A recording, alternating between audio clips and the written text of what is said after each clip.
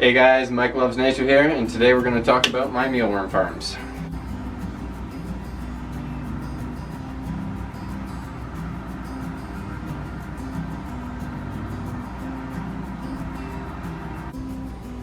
So we have infesting little beetles.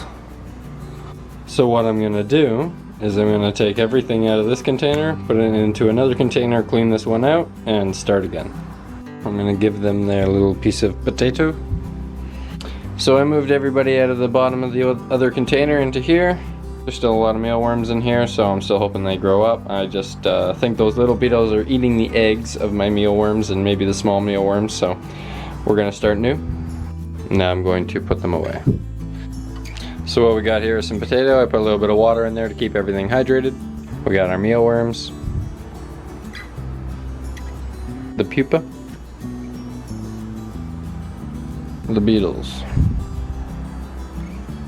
What you're going to need to do this is the small container for the bottom. Take some oats.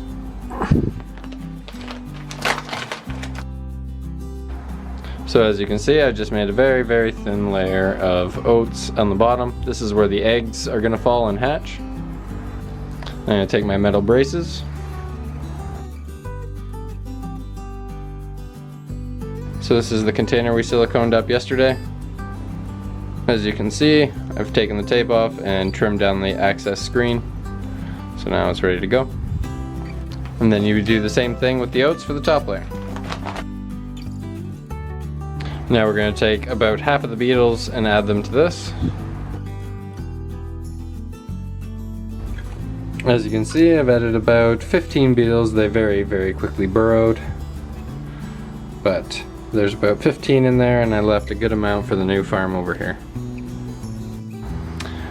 And that's it. You're pretty much good to go. You can put this pretty much anywhere. These guys don't have too much to worry about mold, only the food that you give them. So the food that you give them, you want to make sure that after a day or two you take out what you gave them and put in new food. And we let them do their thing. In a few weeks we have some babies. So if all you have is worms and you need yourself some beetles, the best way to do that is isolate them and starve them. When they can no longer find a food source, that is when they'll start to pupate and turn into a beetle. That is the best way that you will get more beetles fast.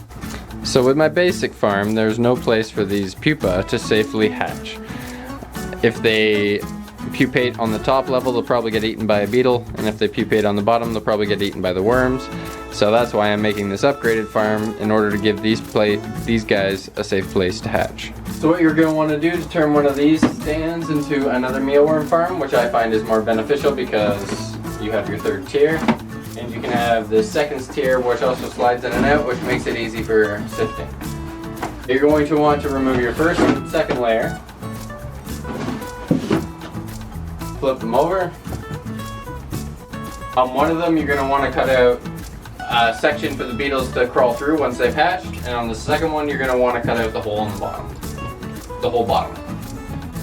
So what I'm going to do to make my life a little easier here is I'm going to use this drill to get the four corners started of my, my holes, and that way I can get a knife or whatever else in there easier.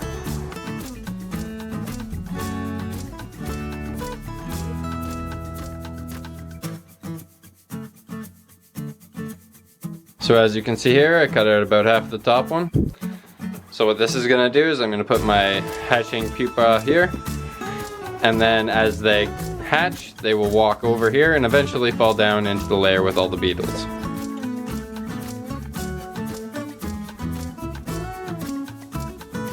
So as you can see on this one, I cut out pretty much the entire bottom. Little lip near the front, that's just to help keep its rigidity. Next, I'll lay it down on top of the screen, tape it, and silicone it like we did in yesterday's video, and then it goes right back on in here.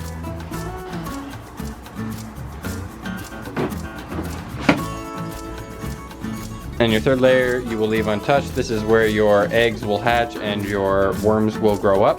And this is where you will find them, pick them out, and feed your animals. If this tutorial seemed like it missed a lot of information, I suggest you watch yesterday's video. Thanks for watching, like and subscribe.